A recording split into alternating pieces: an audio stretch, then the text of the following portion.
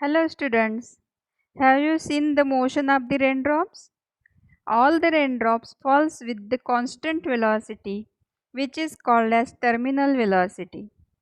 When these raindrops fall through this air medium, the air resistance acts on the raindrops, means here viscous force acts on the raindrops and it opposes the motion of the raindrops, and this air medium acts as a viscous medium.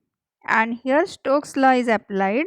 Spherical body means raindrops are falling through a viscous medium, then viscous force acting on the spherical body falling through viscous medium is directly proportional to radius of the sphere, is terminal velocity, and the coefficient of viscosity of the medium or fluid. Therefore, F proportional to eta RV. Here proportionality constant is 6 pi. Therefore, F is equal to 6 pi eta RV. Now, when this raindrop falls through this viscous medium, first its velocity goes on increasing up to some distance, and when downward force get balanced with the upward force, the spherical body falls with the constant velocity, and this constant velocity with which the body falls through the viscous medium is called as terminal velocity. When spherical body falls through a viscous medium, then its weight acts in downward direction, that is gravitational force, and viscous force acts on the body by the viscous medium. And when we dip any body in a fluid, the fluid lifts the body in upward direction, that is called as buoyant force or upthrust. Means here gravitational force is downward force and two upward forces are acting, that is viscous force and buoyant force. Now when these two forces get balanced, the body falls with the constant velocity. Now we can measure this terminal velocity also. If we drop a spherical body like ball bearing in a viscous medium, that is glycerin, in a liquid column or in a jar, and if we make two marks here after some distance, and when the body is dropped through this medium, and when the body reaches to first mark, start the stopwatch, and when it reaches to second mark, stop the stopwatch, we know that velocity is equal to distance upon time.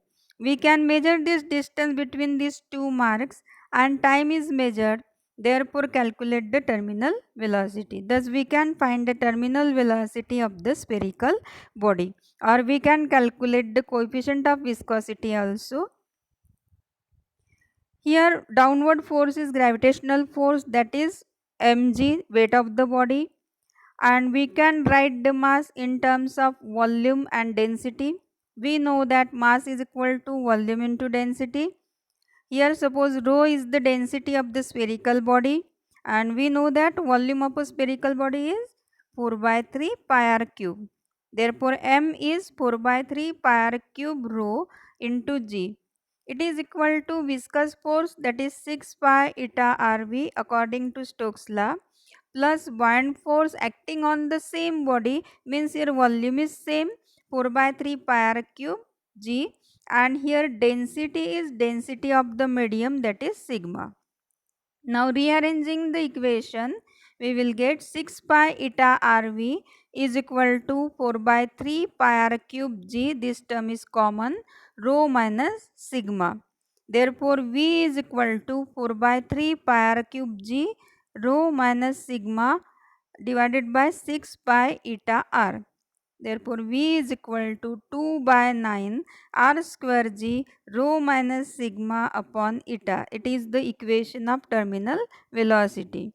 And equation of coefficient of viscosity eta is equal to 2 by 9 r square rho minus sigma g upon v. Now, volume rate of flow of a fluid. AV is the volume rate of flow of a fluid. Here AV means A is area, V is velocity. It is equal to dV by dt. Here capital V means volume. Here we know that velocity is distance upon time. Therefore, AV is equal to A into dx by dt.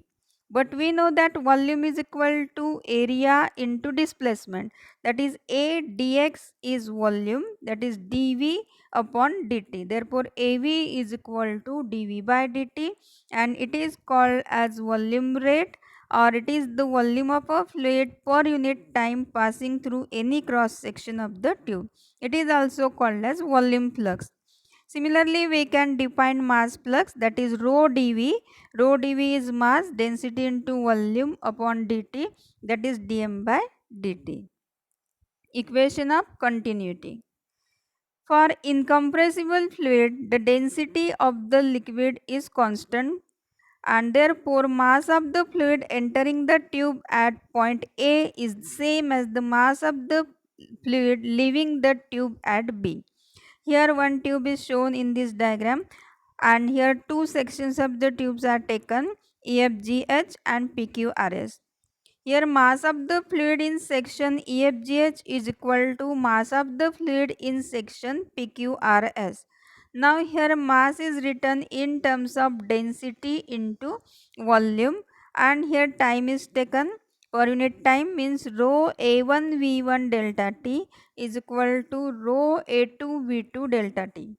Delta T is same, we can take this delta T as unit time. Rho get cancel. Therefore, A1 V1 is equal to A2 V2. Means here AV is equal to constant. Means here the volume rate of a flow of an incompressible fluid for a steady flow is same throughout the flow. Thank you.